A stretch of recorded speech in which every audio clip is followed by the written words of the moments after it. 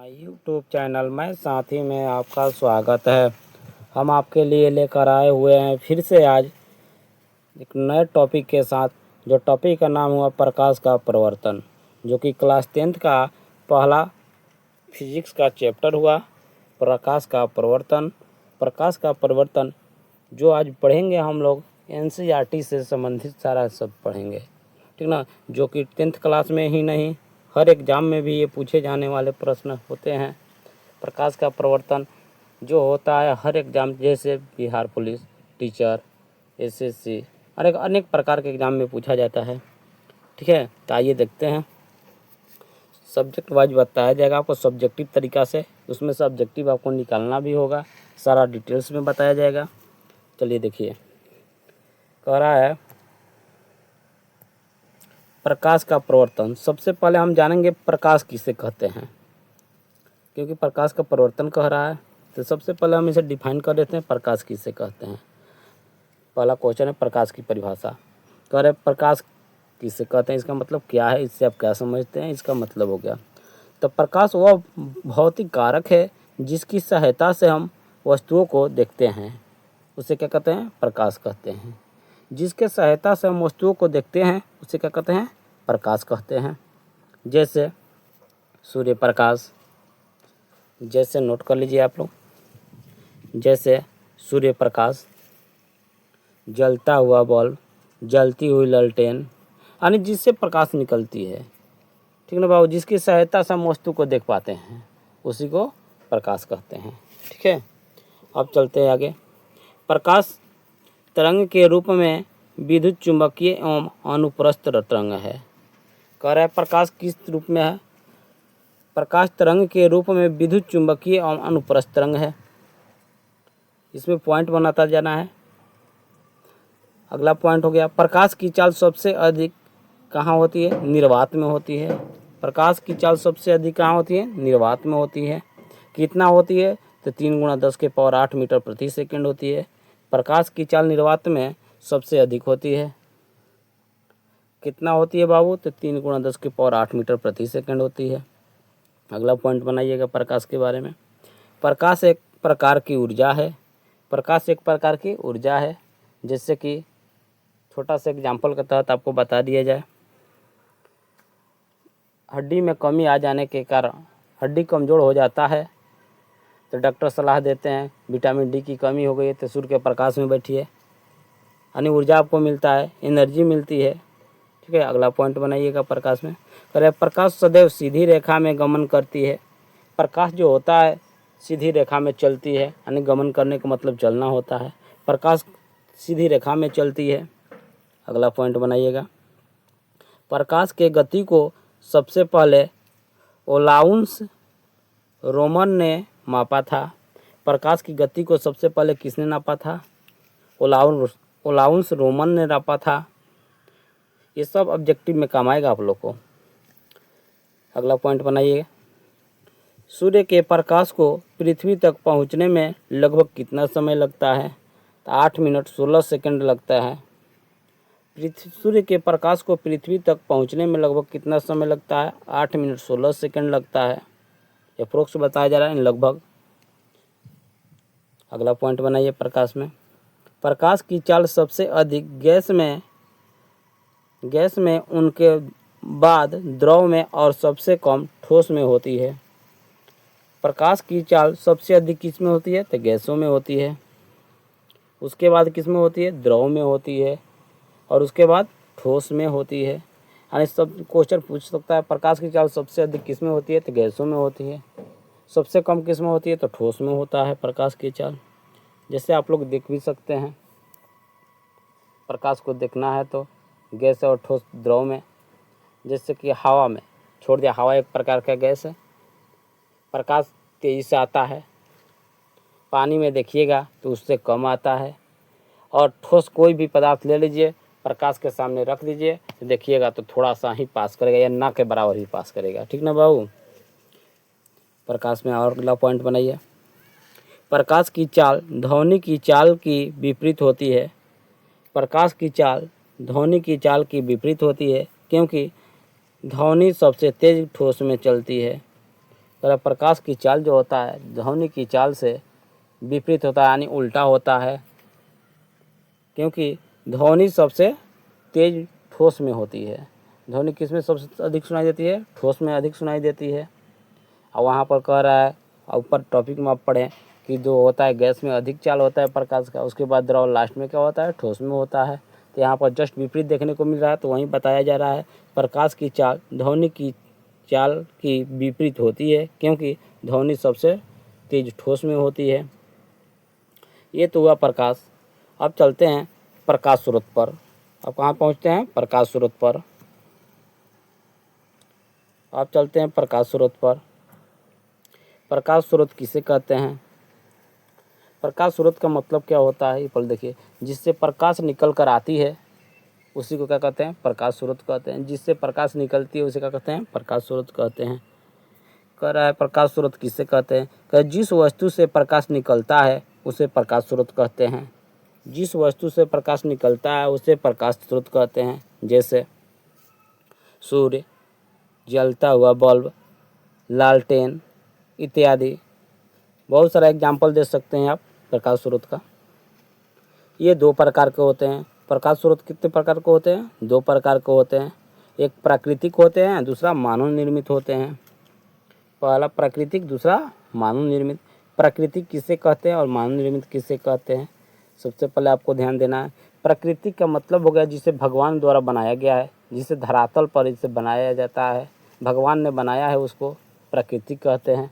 मानव निर्मित उसको कहते हैं जिसे मानव ने बनाया है, कोई इंसान बनाया है, उसको मानव निर्मित कहते हैं। तो एक नंबर का प्राकृतिक। सूर्य, तारे आदि प्रकाश के प्राकृतिक स्रोत हैं। सूर्य, तारे आदि प्रकाश के प्राकृतिक स्रोत हैं। दो नंबर मानव निर्मित कह रहा है। मानव निर्मित में हो गया बिजली का जलता हुआ बल्ब, ट्यूबलाइट, मोमबत्ती, लालटेन, दिया आदि प्रकाश के मानव निर्मित स्रोत हैं। हम आपको बताएं अभी, जो भगवान ने बनाया उसको प्राकृतिक कहते हैं। दूसरा बाबू मानव निर्मित, जिसे इंसान ने बनाया यानी मानव ने बनाया, उसको क्या कहते हैं? मानव निर्मित कहते हैं। अगला पॉइंट बनाइएगा इसमें। करें सूर्य हम पृथ्वी वासियों के लिए प्रकाश का सबसे बड़ा प्राकृतिक स्रोत है। सूर्य जो है पृथ्वी पर रहने वाले सभी जीव जंतुओं के लिए सबसे बड़ा ऊर्जा स्रोत है। अगला पॉइंट बनाइएगा। सूर्य हम पृथ्वी वासियों से लगभग 15 करोड़ किलोमीटर दूर है। सूर्य हमसे कितना किलोमीटर दूर है? पृथ्वी पर रहने वाले लोगों से 15 करोड़ किलोमीटर दूर है। इस सारा ऑब्जेक्टिव में काम आएगा आपको। ऑब्जेक्टिव से ही सब्जेक्टिव बनता है। अगला पॉइंट बनाइए। प्रकाश के जितने भी स्रोत हैं उनमें अन्य प्रकार की विभिन्न ऊर्जा जो प्रकाश में बदला जाता है। कर प्रकाश के जितने भी स्रोत हैं उनमें अन्य प्रकार की विभिन्न ऊर्जा को प्रकाश में बदला जाता है। अगला टॉपिक बनाइए। लैंप, लालटेन आदि में तेल से संचित रासायनिक ऊर्जा को प्रकाश ऊर्जा में बदला जाता है। एग्जाम्पल के तौर पर दर्शा दिया है। लैंप, लालटेन आदि में जब हम रसायन का कोई चीज़ डाल देते हैं जिससे हम तेल कहते हैं, वो रासायनिक ऊर्जा है। जिससे हमें एनर्जी मिलती है उसी को ऊर्जा कहते हैं, जिससे पावर मिलता है। जिससे कि लैंप में तेल डालेंगे तभी जलेगा, अन्यथा नहीं जलेगा। ठीक ना बाबू? तो ये जो रासायनिक ऊर्जा हम डालते हैं तेल, वो लास्ट में क्या में बदल जाता है? जलता है तो प्रकाश ऊर्जा में बदल जाता है।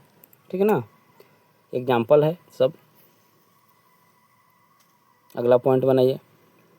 बिजली के बल्ब और टॉर्च में विद्युत ऊर्जा को प्रकाश ऊर्जा में बदल जाता है। अगर बिजली का बल्ब जो होता है, करंट देते हैं बिजली वाला, विद्युत धारा वाला, तो जलने लगता है, तो लास्ट में क्या होता है? प्रकाश निकलती है। यानी बिजली का बल्ब, टॉर्च विद्युत ऊर्जा को किस में बदलता है बाबू? प्रकाश ऊर्जा में बदलता है। किस में बदलता है? प्रकाश ऊर्जा में बदलता है। आगे चलिए। अब चलना है प्रकाश के। यहाँ दो प्रकार आपको देखने को मिलेगा। एक प्रदीप्त या दीप्तमान वस्तु, प्रदीप्त या दीप्तमान वस्तु होता है। प्रदीप्त किसको कहते हैं, दीप्तमान किसको कहते हैं, ये जानना है आपको। तो दोनों एक ही व्यक्ति का नाम है। प्रदीप्त कहता है, प्रदीप्त माने जलने वाला, दीप्तमान माने भी जलने वाला, ठीक ना। तो प्रदीप्त वस्तुएं किसे कहते हैं? कुछ वस्तुएं प्रकाश उत्सर्जित करती है, उसे प्रदीप्त वस्तुएं कहते हैं। जो वस्तुएं प्रकाश उत्सर्जित करती है उसे क्या कहते हैं? प्रदीप्त वस्तुएं कहते हैं। जो वस्तुएं प्रकाश उत्सर्जित करती है उसे क्या कहते हैं? प्रदीप्त वस्तुएं कहते हैं। देखिए थोड़ा सा हट कर लिखा गया है। कुछ वस्तुएं प्रकाश उत्सर्जित करती है,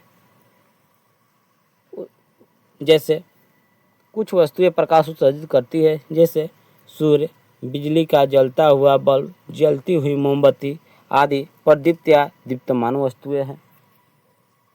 यानी आपको ठेठ भोजपुरी भाषा में बता दिया जाए, जो ज्वाला को उत्पन्न करता है यानी जलता है, जो जलता है, प्रकाश उत्सर्जित करता है, उसको कहते हैं प्रदीप्त कहते हैं या दीप्तमान कहते हैं। जैसे में सूर्य, जलता हुआ बल्ब, जलती हुई लालटेन, जलती हुई मोमबत्ती, सब का सब ये क्या होगा? प्रदीप्त वस्तुएं या दीप्तमान वस्तुएं होगा। अगला है अप्रदीप्त वस्तुएं। अगला क्या है? अप्रदीप्त वस्तुएं। तो अप्रदीप्त वस्तुएं किसे कहते हैं? सबसे पहले प्रश्न आया। प्रदीप्त का मतलब जलना हो गया, अप्रदीप्त का मतलब अज्वलित, जो जलता नहीं है। यानी ठेठ भोजपुरी भाषा में कह सकते हैं, जो प्रकाश उत्सर्जित नहीं करता है उसे अप्रदीप्त वस्तुएं कहते हैं। जो प्रकाश उत्सर्जित नहीं करता है उसे अप्रदीप्त वस्तुएं कहते हैं। जैसे टेबल, कुर्सी, पुस्तक, पौधे इत्यादि, सब का सब ये जो है अप्रदीप्त वस्तुएं कहलाती है। सब का सब क्या कहलाते हैं? अप्रदीप्त वस्तुएं कहलाते हैं। आगे चलते हैं। किरण किसे कहते हैं? सबसे पहले जानना है किरण किसे कहते हैं। एक सरल रेखा पर चलने वाले प्रकाश को प्रकाश की किरण कहते हैं। यानी एक सरल रेखा पर चलने वाले प्रकाश को क्या कहते हैं? प्रकाश की किरण कहते हैं। एक सरल रेखा पर चलने वाले प्रकाश को क्या कहते हैं? प्रकाश की किरण कहते हैं। जैसे प्रकाश निकलता है तक सरल रेखा में निकलता है, एक सरल रेखा को ही किरण कहते हैं।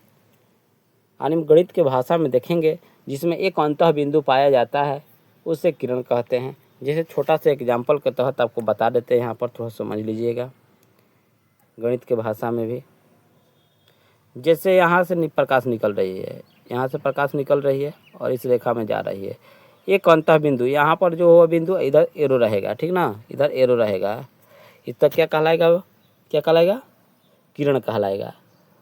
जिसमें एक अंतः बिंदु पाया जाता है उसे क्या कहते हैं? किरण कहते हैं, ठीक ना। जिसमें एक अंतः बिंदु पाया जाता है उसे क्या है? किरण कहते हैं। जब सूर्य भर प्रकाश निकलता है तो देखिएगा वहाँ से क्या होती है, जब सूर्य से प्रकाश निकलती है तो एक सरल रेखा में आती है हमारे धरातल पर, वहाँ टकराती है और चारों दिशा में फैलता है। तो सरल रेखा में निकलता है। कैसे मालूम चलता है? आप एक अंधेरे घर में भुरकी उर्की होगा ना तो देख सकते हैं, उस भुरकी से प्रकाश निकल कर आती है, लाइनबद्ध तरीका से आती है किरणें, ठीक ना बाबू। तब तक किसे इरेज कर देते हैं। किरण समझ में आ गया? चलिए अगले करें। मुख्यतः किरण पुंज 3 प्रकार के होते हैं। किरण पुंज कितने प्रकार के होते हैं? 3 प्रकार के होते हैं। कौन कौन होते हैं? अपसारी किरण पुंज, दूसरा समानांतर किरण पुंज, तीसरा अभिसारी किरण पुंज। किरण पुंज कितने प्रकार के होते हैं? 3 प्रकार के होते हैं। कौन कौन होते हैं? अपसारी किरण पुंज, दूसरा समांतर किरण पुंज, तीसरा अभिसारी किरण पुंज। सबसे पहले हम ये जानेंगे अपसारी के मतलब क्या होता है, समांतर के मतलब क्या होता है और अभिसारी के मतलब क्या होता है। अपसारी कहने से अर्थ स्पष्ट होकर आ जाता है, एक बिंदु से निकलकर हर दिशा में फैलेगा, उसको अपसारी कहते हैं। एक बिंदु से निकलकर हर दिशा में फैलेगा उसको क्या कहते हैं? अपसारी कहते हैं। जैसे देख लीजिए, यहीं पर थोड़ा समझ लीजिए आप लोग। एक बिंदु से निकलकर हर दिशा में फैलता है उसको क्या कहते हैं? हम अपसारी कहते हैं। चलिए आइए दिखा देते हैं आपको।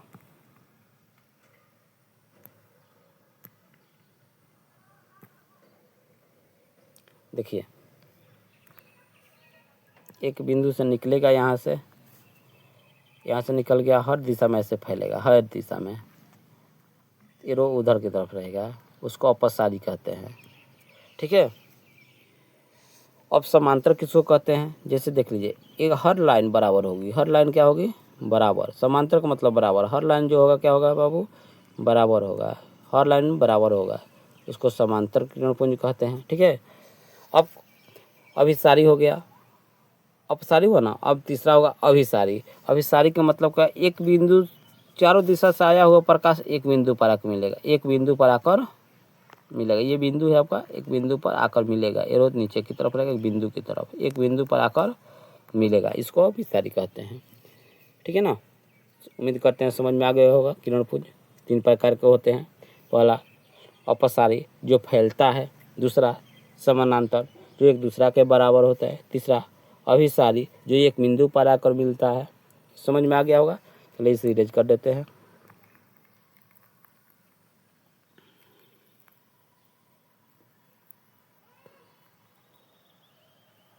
ये सब का सब इरेज कर लेते हैं जो समझाएं अभी।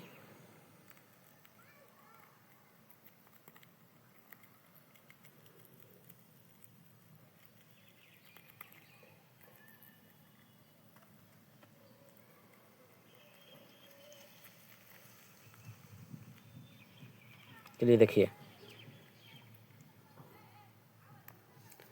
तो यही तो लिखा है अपसारी किरणपुंज।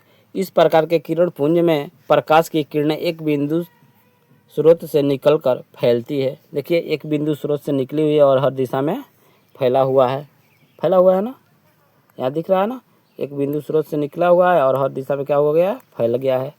आप देख सकते हैं, एक बिंदु से निकला और हर दिशा में ऐसे ऐसे फैल गया है, ऐसे ऐसे फैल गया है। समझ में आ रहा है? इसको तो बता रहे थे आपको।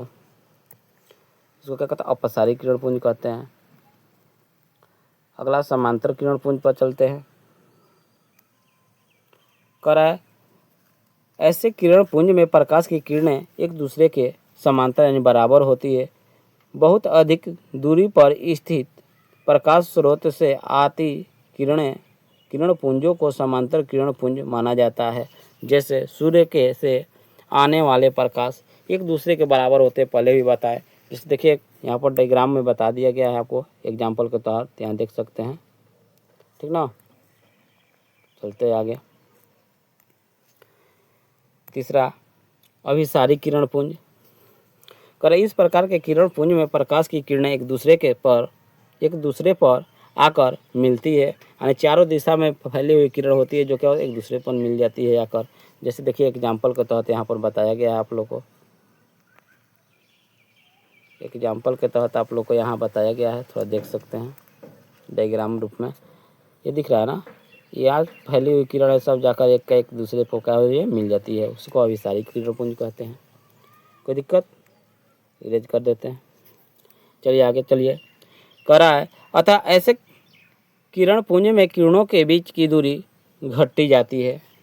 ऐसे किरणपुंज में किरणों के बीच की दूरी क्या होती है? घटती जाती है। किसमें? अभिसारी में। जैसे देख सकते हैं आप, दूरी घट रहा है या बढ़ रहा है। यहाँ एग्जाम्पल आपको प्रस्तुत कर देते हैं कि घट रहा है या बढ़ रहा है। देखिए तो यहाँ का सट रहा है कि नहीं? सब का सब उधर से फैल से आ रहा है, यहाँ का सटता जा रहा है ना, सटता जा रहा है ना, घट रहा है ना, यही तो बता रहा है। चलिए इसको इरेज कर लेते हैं। चलिए आगे चलते हैं। बता रहा है प्रकाश का प्रकीर्णन। प्रकाश का प्रकीर्णन कहने का मतलब होता है, प्रकीर्णन का मतलब फैलाव होता है। प्रकीर्णन का मतलब क्या होता है? फैलाव होता है। अपने भाषा में इससे पहले जान लेते हैं, तब उसके बाद जानेंगे। कह रहा है प्रकाश किसी वस्तु पर पड़कर चारों दिशाओं में फैलती है, उसको क्या कहते हैं? प्रकाश का प्रकीर्णन कहते हैं। जैसे छोटा सा एग्जाम्पल के तहत, ये मान लीजिए ये वस्तु है, प्रकाश इधर से आ रही है और हर दिशा से आती हुई प्रकाश किरणें यहाँ पड़ती है और चारों तरफ क्या हो जाती है? फैल जाती है। चारों तरफ क्या हो जाती है? फैल जाती है। चारों तरफ क्या हो जाती है? फैल जाती है। ऊपर की तरफ तीर तीर हो जाता है, इसलिए उजाला हमारे यहाँ छा जाता है। सुबह कहते हैं कि सुबह हो गया, ठीक ना, इसी के कारण। देखिए लिखा क्या है, इसको देख लेते हैं हम। करें प्रकाश जब सूक्ष्म कणों पर पड़ता है तो वे कण उन पर पड़ने वाले प्रकाश कुछ ऊर्जा को अवशोषित कर फिर उसे चारों दिशाओं में वितरित करते हैं यानी फैलाते हैं। इस प्रक्रिया को प्रकाश का परिकीर्णन कहते हैं। सिर्फ बात है, प्रकाश आती है और धरातल पर टकराती है तो निश्चित है जहाँ पर कोई वस्तु टकराएगा वहाँ पर उसका ऊर्जा कुछ निहित हो जाएगा, यानी उसमें जिस वस्तु में टकराया उसमें संचित हो जाएगा और वहाँ से चारों दिशा में रिटर्न हो जाता है। उसी को प्रकाश को प्रकीर्णन कहते हैं। जैसे इसका एग्जाम्पल आप नोट कर सकते हैं। ये मान लेते हैं ये वस्तु है, क्या है, वस्तु है। इस पर प्रकाश आकर पड़ती है, पड़ने के बाद ये कुछ ऊर्जा संचित कर लेते हैं और यहाँ से क्या कर देते हैं, इस सबको रिटर्निंग कर देते हैं। सबको सब क्या कर देते हैं, रिटर्निंग कर देते हैं, फैला देते हैं। यानी इसे अपने भाषा में कह सकते हैं प्रकाश किसी वस्तु पर पड़कर चारों दिशाओं में फैल जाती है, उसको प्रकाश का क्या कहते हैं, प्रकीर्णन कहते हैं। ठीक है ना। चलते हैं अगला क्वेश्चन पर। हम उम्मीद करते हैं सभी लोग को समझ में आता होगा। चलिए अगला क्वेश्चन पर चलिए। अब पारदर्शी, प्रभासी और अपारदर्शी पदार्थ के बारे में जानना है। पारदर्शी, प्रभासी और अपारदर्शी के बारे में जानना है। तो पारदर्शी के मतलब क्या होता है, प्रभासी का मतलब क्या होता है, अपारदर्शी के मतलब क्या होता है। पारदर्शी का मतलब होता है जिसमें आर पार कोई वस्तु दिखाई देता है, उसको क्या कहते हैं, पारदर्शी कहते हैं।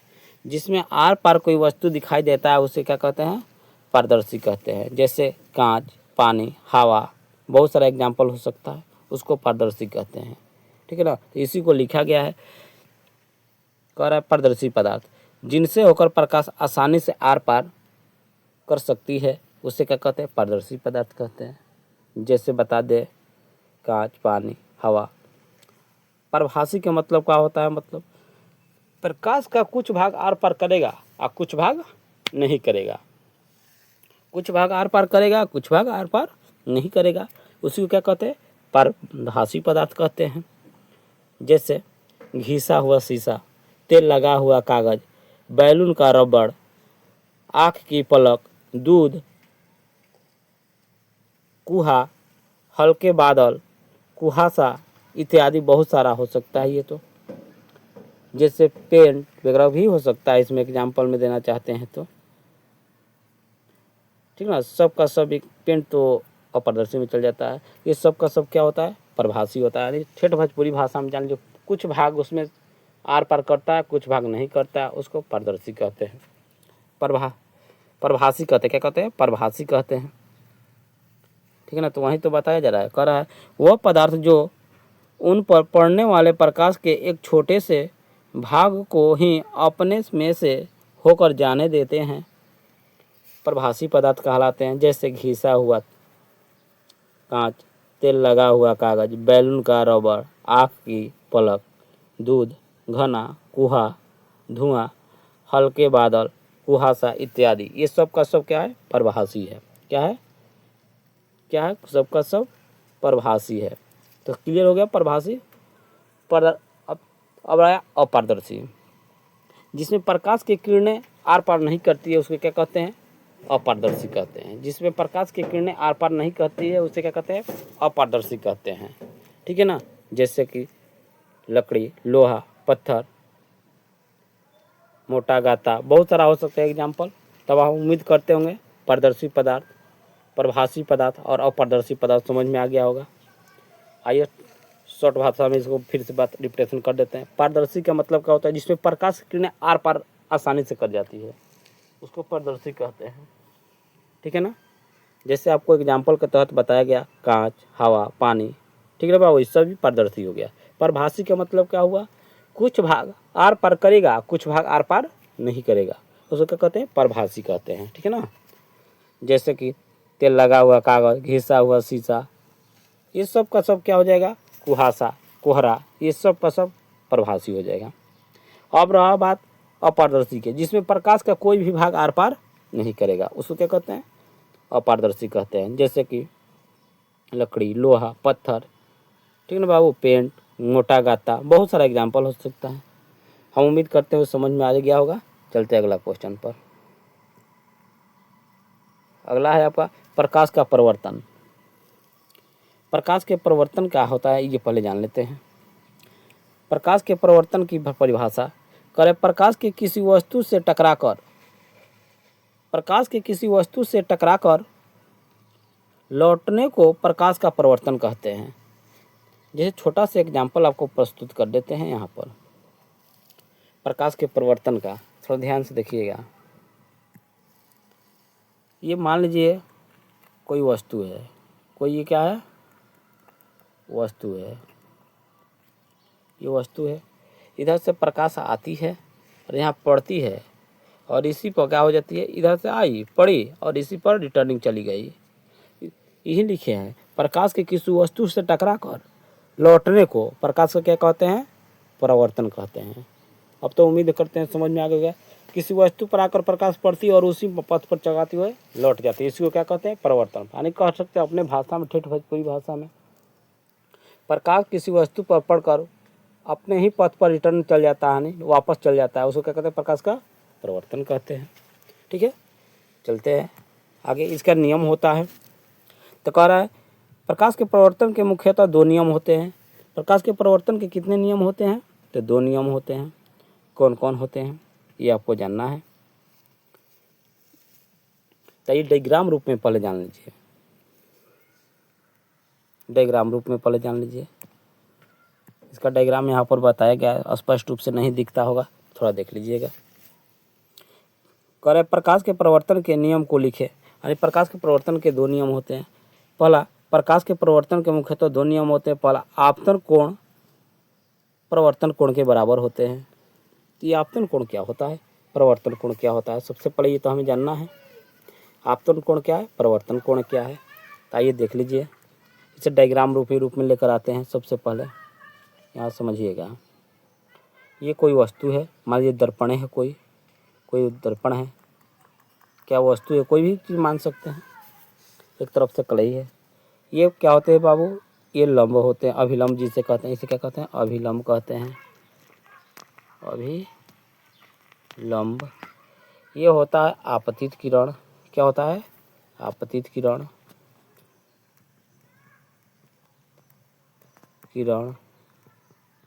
ये होता है पढ़कर रिटर्न हो जाती है, ये परावर्तित किरण। ये क्या होता है, परावर्तित किरण होता है। थोड़ा समझिएगा अच्छा से। कह रहा है आपतन कोण। यानी आपतन कोण क्या है, सबसे पहले ये जानेंगे। ये आपतित किरण बनता, तो सबसे पहले एक प्रश्न बनता है, आपतित किरण किसे कहते हैं। किसी बिंदु से आती हुई किरण को क्या कहते हैं, आपतित किरण कहते हैं। किसी बिंदु से आती हुई किरण को क्या कहते हैं, आपतित किरण। ये क्या है मेरा, आपतित किरण, बिंदु से आ रही है कोई, ठीक है। और आपतित किरण हम उम्मीद करते हैं समझ में आ गया होगा। किसी बिंदु से आती हुई किरण क्या कहते हैं, आपतित किरण कहते हैं। क्या कहते हैं, आपतित किरण। और पढ़कर फैलने की प्रक्रिया यानी लौटने की प्रक्रिया क्या कहते हैं, परिवर्तित किरण। तो इसे कह सकते हैं परिवर्तित किरण का डिफिनेशन, किसी बिंदु स्रोत से आती हुई किरणें दर्पण पर परिवर्तन के बाद, यानी दर्पण पर पड़ने के बाद अपने पथ पर से निकल जाती है, उसे परिवर्तित करते हैं। यानी ठेठ भोजपुरी भाषा में कह सकते हैं निकलने वाली किरण को परिवर्तित किरण, निकलने वाली किरण को परिवर्तित किरण। आपतित किरण समझ में आया, आने वाली किरण को आपतित किरण और निकलने वाली किरण को परिवर्तित किरण कहते हैं। आने वाली किरण को आपतित किरण और निकलने वाली किरण को परिवर्तित किरण कहते हैं। ये जो है ये क्या कहलाता है, अभिलंब कहलाता है। क्या कहलाता है, अभिलंब। सबसे पहले अभिलंब का डिफिनेशन जान जाएंगे, अभिलंब क्या है। तो सबसे पहले हम ये इसे डिफाइन अपने भाषा में कर लेते हैं कि किसी बिंदु पर खींचे गए लंब को क्या कहते हैं, अभिलंब कहते हैं। किसी बिंदु पर खींचे गए लंब को क्या कहते हैं, अभिलंब कहते हैं। किसी बिंदु पर खींचे गए लंब को अभिलंब कहते हैं। लंब का मतलब लंबा होता है, 90 डिग्री का है। ये दोनों तीनों जहाँ टकराता है तो इसका नाम हो जाता है, ये आपतित किरण हुआ, परिवर्तित किरण, ये अभिलंब। ये तीनों टकराता है जिसे आपतन बिंदु कहते हैं। क्या कहते हैं, आपतन बिंदु। क्या कहते हैं, आपतन बिंदु कहते हैं।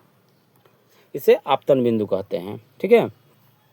इसे क्या कहते हैं, आपतन बिंदु कहते हैं। इसे क्या कहते हैं, आपतन बिंदु कहते हैं। तब यही कह रहा है बाबू, इसका 2 नियम होता है। आपतन कोण परिवर्तन कोण के बराबर होता है। सबसे पहले तो आपतित किरण, परिवर्तित किरण, अभिलंब जान गए। और आपतन बिंदु क्या हुआ, आपतन बिंदु का डिफिनेशन सबसे पहले जान लीजिए। तो बाबू आपतित किरण, परिवर्तित किरण और अभिलंब तीनों जिस बिंदु पर मिलती है उसे क्या कहते हैं, आपतन बिंदु कहते हैं। आपतित किरण, परिवर्तित किरण और अभिलंब तीनों एक बिंदु पर जहाँ मिलती हैं उसे क्या कहते हैं, आपतन बिंदु कहते हैं। इसको क्या कहते हैं, आपतन बिंदु। देखिए आपतित किरण, परिवर्तित किरण और अभिलंब तीनों जिस बिंदु पर मिलता है उसे क्या कहते हैं, आपतन बिंदु कहते हैं। स्पष्ट हो गया। आपतित किरण, परिवर्तित किरण और आपतन बिंदु और अभिलंब स्पष्ट हुआ। फिर से एक बार रिपीटेशन कर देते हैं, थोड़ा ध्यान दीजिएगा। आने वाली किरण को आपतित किरण, जाने वाली किरण को, देखिए आने वाली किरण को आपतित किरण, जाने वाली किरण को परिवर्तित किरण, आपतन बिंदु पर खींचे गए लंब को अभिलंब। इस तीनों बिंदु किरणें जहाँ मिलती है उसे क्या कहते हैं, आपतन बिंदु कहते हैं। तीनों जहाँ मिलते हैं उसे क्या कहते हैं, आपतन बिंदु कहते हैं। यह स्पष्ट हो गया।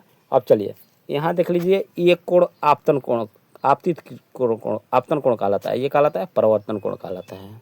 तो इसका डिफिनेशन कैसे हम कह सकते हैं, आपतन कोण को आई से सूचित करते हैं और परिवर्तन कोण को आर से सूचित करते हैं। कैसे, आर से सूचित करते हैं। तो ये आपतन कोण का डिफिनेशन कैसे दे सकते हैं, आपतित किरण और अभिलंब के बीच, आपतित किरण और अभिलंब के बीच बने कोण को क्या कहते हैं, आपतन कोण कहते हैं। आपतन कोण को आई से सूचित किया जाता है। आपतित किरण और अभिलंब के बीच बने कोण को आपतन कोण कहते हैं। आपतन कोण को आई से सूचित किया जाता है। स्पष्ट हो गया। अब देखिए परिवर्तित किरण और अभिलंब के बीच बने कोण को क्या कहते हैं, परिवर्तन कोण। परिवर्तित किरण और अभिलंब के बीच बने कोण को क्या कहते हैं, परिवर्तन कोण कहते हैं। परिवर्तन कोण को आर से सूचित किया जाता है। स्पष्ट हो गया। तो देखिए परिवर्तन के नियमानुसार आपतन कोण परिवर्तन कोण के बराबर होते हैं, यानी साइन आई बटा साइन आई बराबर साइन आर कह सकते हैं। ठीक है ना, कोण आर बाई कोण आई भी हो सकता है, क्योंकि दोनों आपस में बराबर है। किसके अनुसार, परिवर्तन के नियमानुसार। दूसरा नियम कहता है आपतित किरण, परिवर्तित किरण और आपतन बिंदु में खींचे गए लंब तीनों एक ही समतल में होते हैं। देख लीजिए इसके नीचे कुछ नहीं है, ये आपतित किरण, ये परिवर्तित किरण और आपतन बिंदु में खींचा गया लंब सब इस लाइन के ऊपर है, नीचे नहीं है। ठीक ना, तो इसको अर्थ तीनों एक ही समतल में होते हैं। तब देख लीजिए परिवर्तन के कितने नियम होते हैं, दो नियम होते हैं। कौन कौन होता है, आपतन कोण परिवर्तन कोण के बराबर होता है। दूसरा क्या होता है बाबू, आपतित किरण, परिवर्तित किरण और आपतन बिंदु पर खींचे गए लंब तीनों एक ही समतल में होते हैं। समझ में आ गया, हम उम्मीद करते हैं समझ में आ गया होगा। चलिए आगे चलते हैं। देखिए यहीं लिखा गया है। अब यहाँ पर टॉपिक बना लीजिएगा, आपतित किरण आपतन बिंदु पर खींचे गए लंब में से जो कोण बनती है उसे आपतन कोण कहते हैं। वहीं जो बताए हैं आपको कि आपतन कोण क्या है, परिवर्तन कोण क्या है। सब स्पष्ट हो गया है, कोई दिक्कत नहीं है। चलते आगे चलते हैं, किसको दिक्कत नहीं ना। चलिए आगे चलते हैं हम। उम्मीद करते हैं कि समझ में आ गया होगा सभी लोगों को। अब आइए, यहाँ तक तो आप पढ़ लिए। परिवर्तन के कितने नियम होते हैं, दो नियम होते हैं। कौन कौन, जान भी गए। आपतन कोण परिवर्तन कोण के बराबर होते हैं। आपतित किरण, परिवर्तित किरण और आपतन बिंदु पर खींचे गए लंब तीनों एक ही समतल में होते हैं। कोई दिक्कत नहीं है। और आपतित किरण के भी डिफिनेशन बता दिए, आने वाली किरण को आपतित किरण और जाने वाली किरण को परिवर्तित किरण। अभिलंब का भी डिफिनेशन बता दिए आपको, किसी आपतन बिंदु पर खींचे गए लंब को क्या कहते हैं, अभिलंब कहते हैं। आपतन बिंदु का भी डिफिनेशन बता दिए।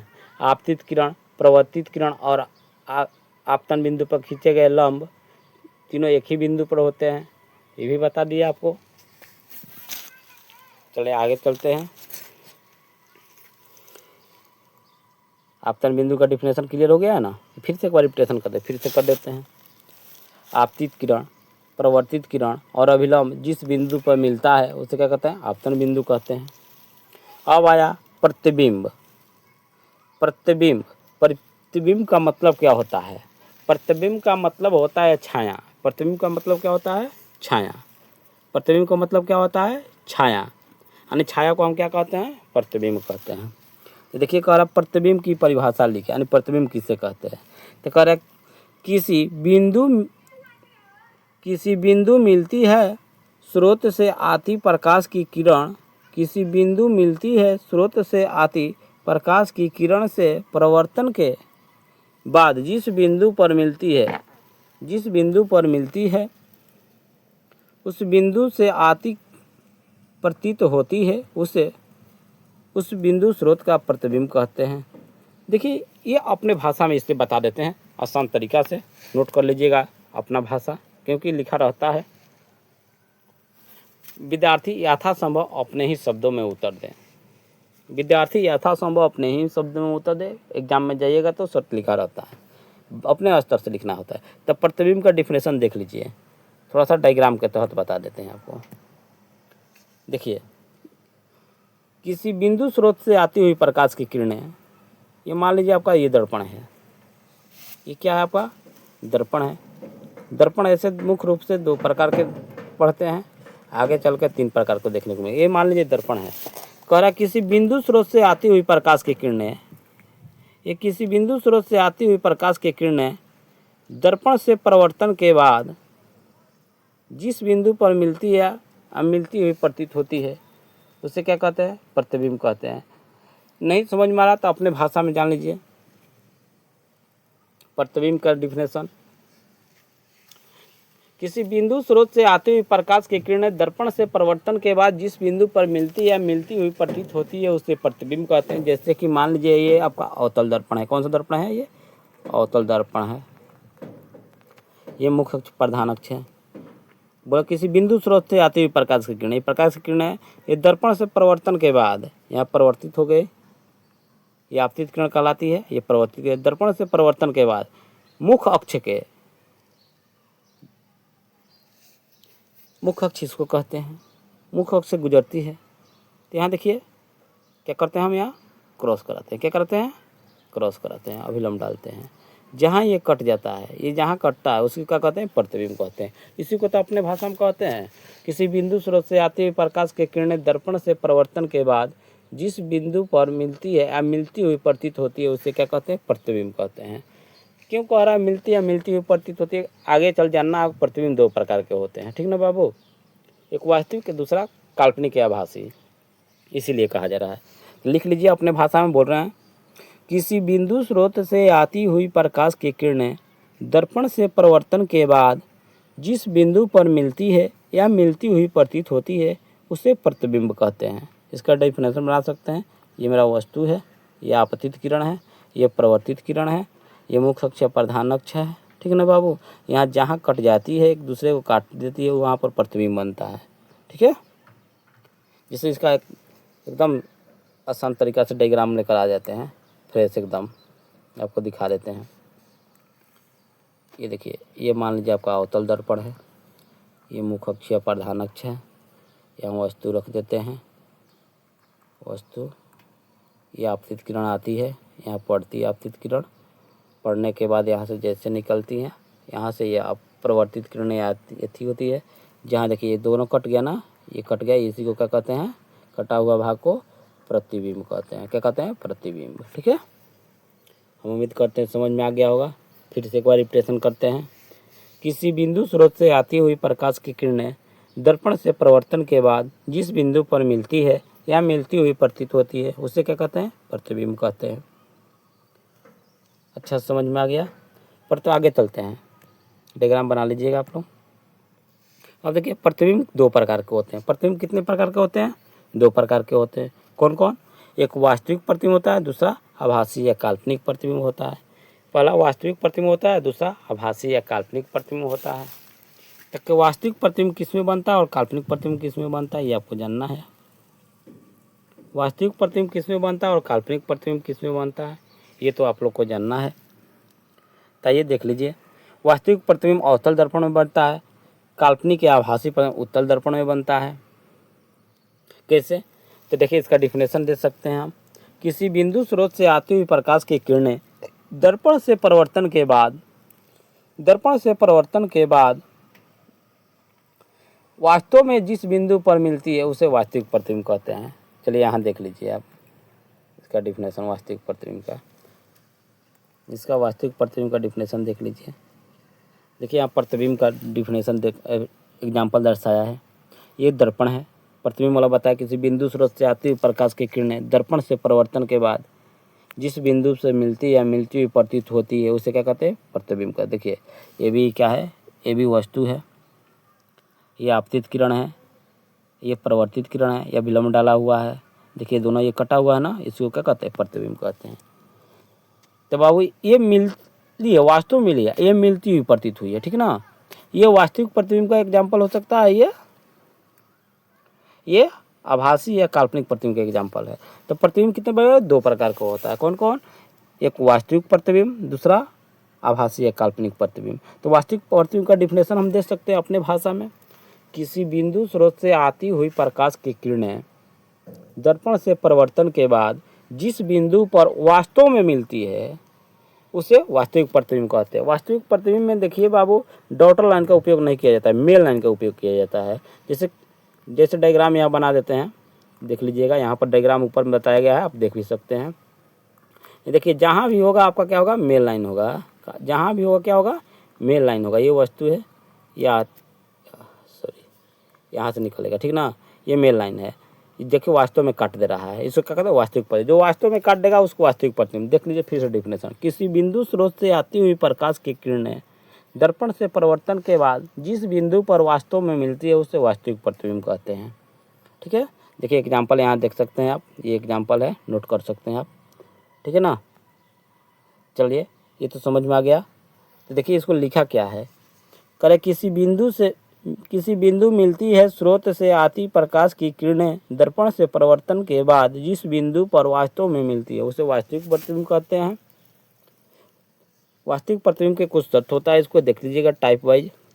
वास्तविक प्रतिबिंब को पर्दे पर प्राप्त किया जा सकता है।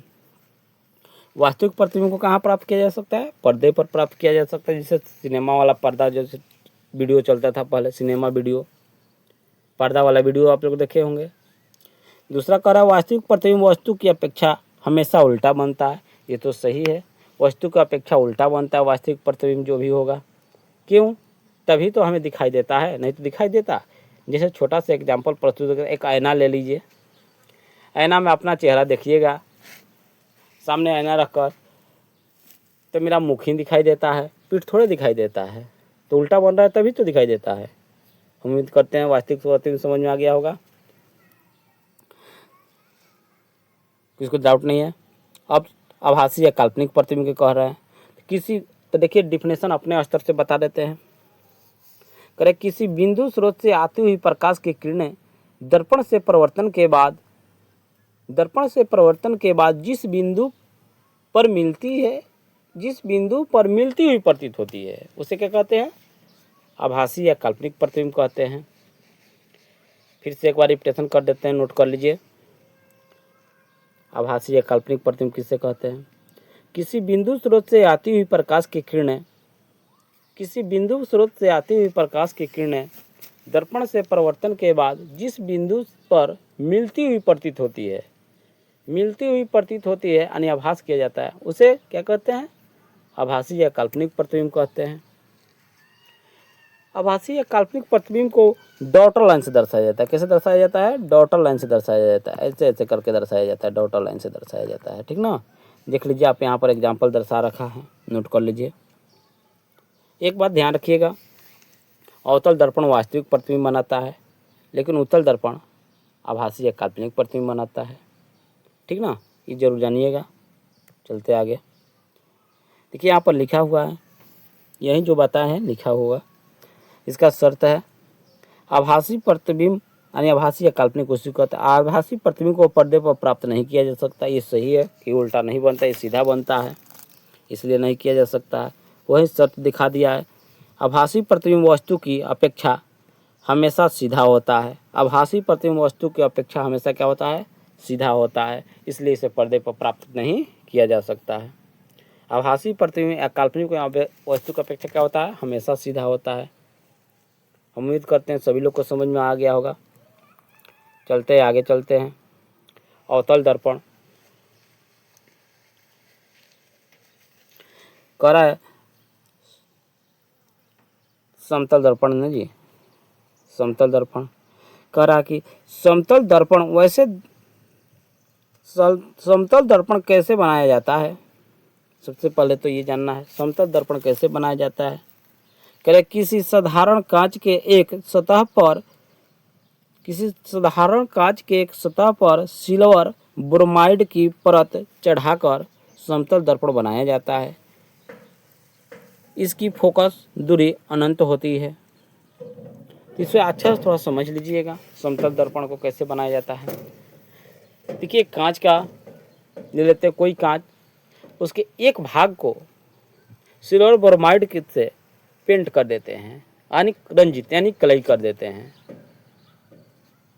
जैसे छोटा सा एग्जाम्पल को प्रस्तुत कर देते हैं। जब ये कोई शीशा ले लीजिए, कांच वाला शीशा होता है और दो भाग होता है शीशा में, एक आगे एक पीछे। ऐसे देखिएगा तो आर पार दिखाई देगा।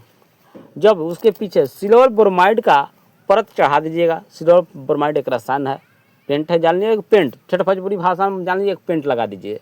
ठेठ भोजपुरी में क्या जानना है, एक शीशा पर एक तरफ से पेंट लगा दीजिए, ठीक है। अब देखिएगा तो अपना चेहरा अपने स्वयं दिखाई नहीं लगेगा। कब? जब पेंट लगाया उस भाग से नहीं देखना है, जिस पेंट नहीं लगा उस भाग से देखना है। तो कहाँ सा हो जाएगा बाबू? समतल दर्पण हो जाएगा, ठीक है ना। इसकी फोकस दूरी क्या होती है? अनंत होती है। उसकी फोकस दूरी क्या होती है? अनंत होती है, ठीक है। तो कह रहा है समतल दर्पण द्वारा बना प्रतिबिंब की विशेषताएं क्या है। उम्मीद करते हैं समतल दर्पण समझ में आ गया होगा।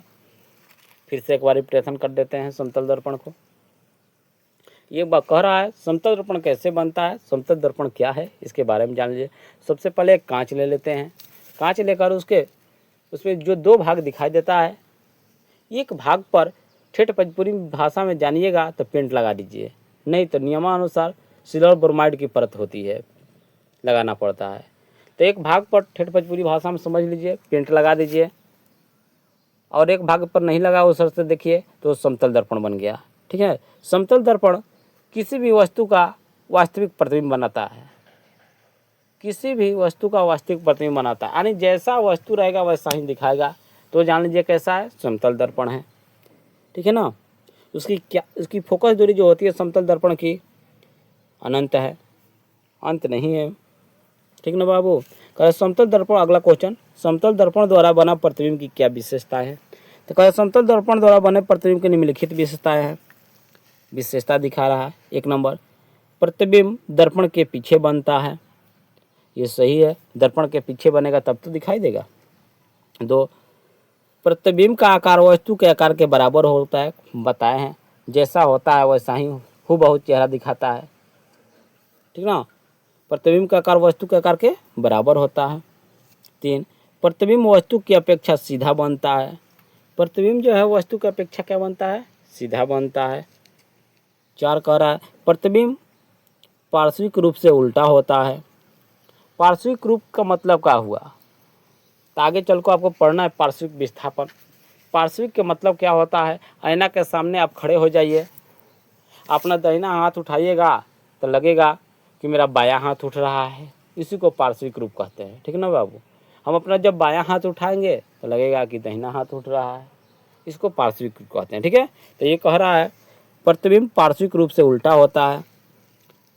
उल्टा दिखाई दे, दाहिना उठाया तो बायां मालूम चल रहा है, बायां उठाया तो दाहिना मालूम चल रहा है, उसी को पार्श्विक रूप से उल्टा कहते हैं। आगे बाबू कह रहा है प्रतिबिंब आभासी होता है, अतः हम इसे पर्दे पर प्राप्त नहीं कर सकते हैं। कह प्रतिबिंब जो होता है, किसका प्रतिबिंब? समतल दर्पण का, आभासी होता है, इसे पर्दा पर प्राप्त नहीं किया जा सकता है। अगला बाबू कह रहा है प्रतिबिंब दर्पण से उतना ही पीछे बनता है जितना वस्तु दर्पण के आगे रहता है। कह रहे दर्पण के जितना पीछे प्रतिबिंब बनेगा, जितना दर्पण के आगे वस्तु रखेंगे। हम उम्मीद करते होंगे ये अच्छा सही समझ में विशेषता आ गया होगा। चलते अगला क्वेश्चन पर। करे गोलीय दर्पण, करे गोलीय दर्पण, गोलीय दर्पण की भी परिभाषा पूछ रहा है। करे गोलीय दर्पण किसे कहते हैं, क्या है, क्या समझते हैं, क्या तात्पर्य है, ये सब हुआ। तो करे गोलीय दर्पण उस दर्पण को कहते हैं जिसकी प्रवर्तक सतह किसी खोखले गोले का एक भाग होता है। गोलीय दर्पण उस दर्पण को कहते हैं जिसका प्रवर्तक सतह किसी खोखले गोले का एक भाग होता है, उसे क्या कहते हैं? गोलीय दर्पण कहते हैं। क्या कहते हैं? गोलीय दर्पण। जैसे छोटा सा एग्जाम्पल आपको प्रस्तुत कर देते हैं, यहाँ समझिएगा। इस टाइप में कोई गोला ले लीजिए, बीच में खाली हो गया, बीच में ये खाली रहता है, भरपूर नहीं होता है ना। इसका प्रवर्तक सतह किसी खोखले गोले का क्या होता है? बीच में खोखला गोला होता है। जैसे गेंदा वेंदा देखे होंगे आप लोग, ठीक ना, गेंदा देखे, फुटबॉल, इसको कहते हैं गोलीय दर्पण। तब तो उम्मीद करते हैं गोलीय दर्पण समझ में आ गया होगा। गोलीय दर्पण उस दर्पण को कहते हैं जिसका परावर्तक सतह किसी खोखले गोले का भाग होता है, उसे क्या कहते हैं? गोलीय दर्पण कहते हैं। गोलीय दर्पण मुख्य रूप से कितने प्रकार के होते हैं? गोलीय दर्पण मुख्य रूप से 2 प्रकार के होते हैं। तो आइए देख देते हैं कौन कौन। तो थोड़ा सा इसमें ध्यान दीजिएगा। यहाँ इरेज कर लेते हैं और यहाँ इरेज कर लेते हैं, ठीक है ना।